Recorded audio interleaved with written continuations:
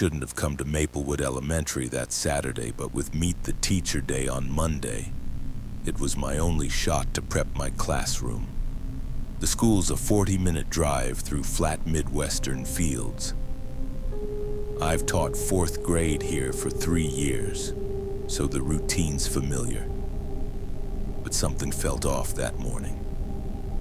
Only 2 cars were in the lot, a couple workers painting the entrance, hats pulled low. I waved, swiped in, and the silence hit hard. Too quiet. During the year, these halls burst with life. Now the air felt thick, like the building was watching.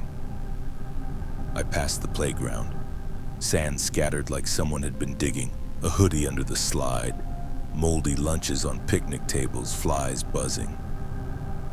I told myself some staff brought kids and the janitors hadn't cleaned, but it didn't feel right. In the 4th grade wing, half the classrooms were open, buzzing lights overhead.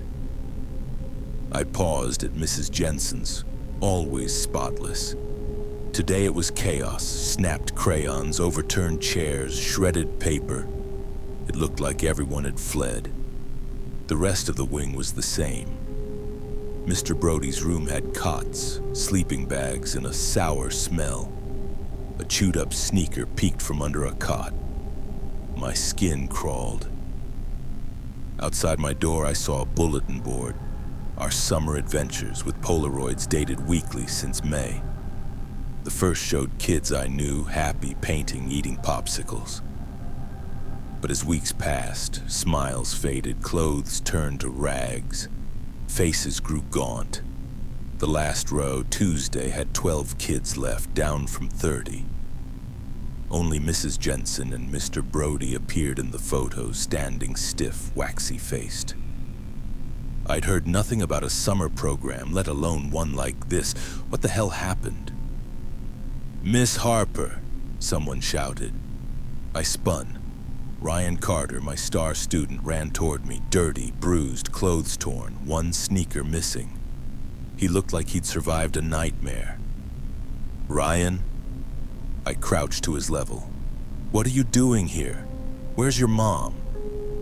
He stopped short, gasping, eyes darting behind him. "You gotta get out," he whispered, voice shaking. "It's not safe here." "What's going on?"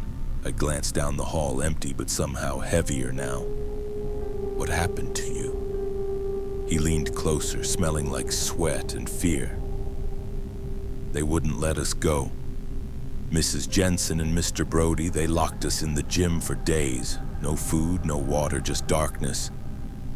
When they came back, they said it was summer camp, but we couldn't call home. Kids keep disappearing, Miss Harper. Every few days someone's gone and no one knows where they go." My stomach dropped. "That's crazy, Ryan. We're calling the cops right now." "No." He grabbed my wrist, his grip surprisingly strong. "The cops won't help. It's not really Mrs. Jensen or Mr. Brody. I don't know what they are, but they're not them. They can do things. Maria tried to tell the janitors she speaks Spanish, but they just stared through her like they were in a trance, even when Mr. Brody grabbed her arm and twisted. I pictured Maria, a quiet girl with braids, and my blood boiled. "Okay, we're leaving. Come on." I started for the main doors, but Ryan yanked me back. "Not that way. They're coming from there. We need a window." Before I could argue, a voice slithered down the hall, low and warped like a broken speaker. "Ryan, where are you hiding?" "Go," Ryan hissed, pulling me into my classroom. I fumbled with the window, my fingers slick with sweat, and shoved it open. I boosted Ryan out first, his bony frame slipping through. Heavy footsteps echoed closer, deliberate, like they knew exactly where we were. "Ryan, you can't run forever," the voice called, now sharper, metallic. It wasn't Mrs. Jensen. It wasn't human. I climbed out, landing hard in the grass. Grabbing Ryan's hand, I sprinted around the building, my pulse roaring in my ears. "Where do we go?" I gasped, scanning the empty fields around the school. "I don't know," Ryan's voice cracked. "They're everywhere." "The library?" I said, thinking of its back exits. "No." He stopped dead, eyes wide. "That's where the parents are. You don't want to see it." "What parents?" I gripped his shoulders. "They're in there," he whispered, "all dead. They called them for a meeting, said it was about the camp. None of them came out." My knees went weak. Parents I'd met at open houses shared small talk with dead in the library. "Then where, Ryan?" He pointed across the field toward the cafeteria's red doors. "There, it's got locks. They don't go there much." We ran, my sneakers slipping on dew-soaked grass. I yanked the cafeteria door open and we slipped inside. I wedged chairs under the handles, my hands shaking. The cafeteria was untouched, tables gleaming. A stark contrast to the chaos outside. Ryan slumped against a wall, panting. "Where are the other kids?" I asked, catching my breath. "They split us up," he said. "They were taking us to the old wing when I ran. I don't know where the others are." "I'm checking the other doors," I said. "Stay put." He nodded, curling into himself. I checked the side entrances, locked tight, and dragged a table in front of one for good measure. The kitchen was next, its steel counters cold under my fingers. The back doors were secure, so I moved to the restrooms. In the girls' room, I climbed onto a toilet to latch a small window, my heart pounding. The boys' room reeked, a sickly, rotting stench. I gagged, covering my nose with my sleeve. In the last stall, I found it, a body slumped against the tiles. Ryan Carter. His skin was gray, lips cracked, eyes cloudy. Flies crawled over him. He'd been dead for days. My legs gave out, and I stumbled back, the knife I'd grabbed from the kitchen clattering to the floor. If Ryan was dead, who was the boy I'd been with? The lights flickered, then died, plunging the hall into black. "Miss Harper," a voice called, soft and wrong, like it was coming from inside my skull.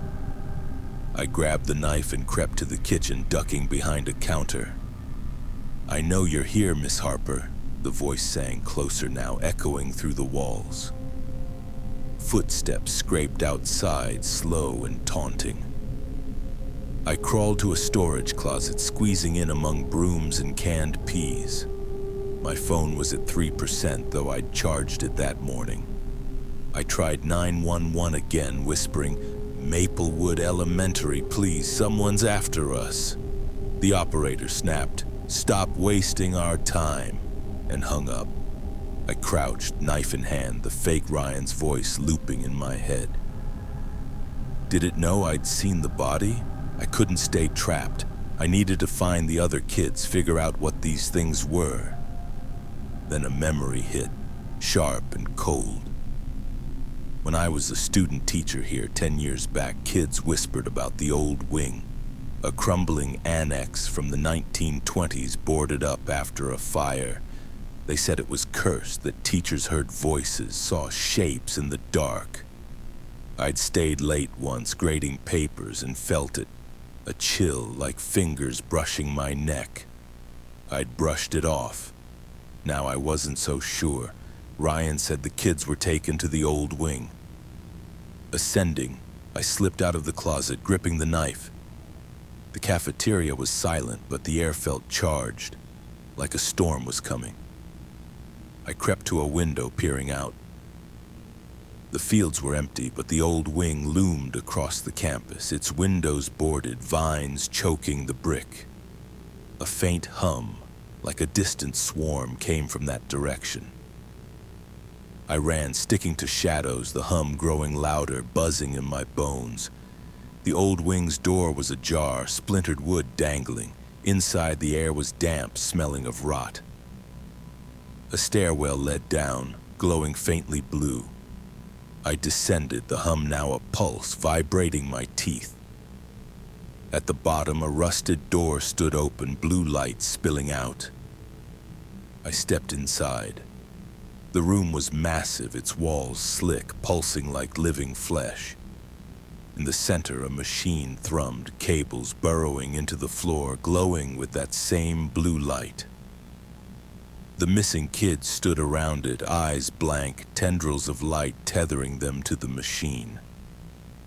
Mrs. Jensen and Mr. Brody, or whatever they were, stood nearby, their faces flickering like static on a screen.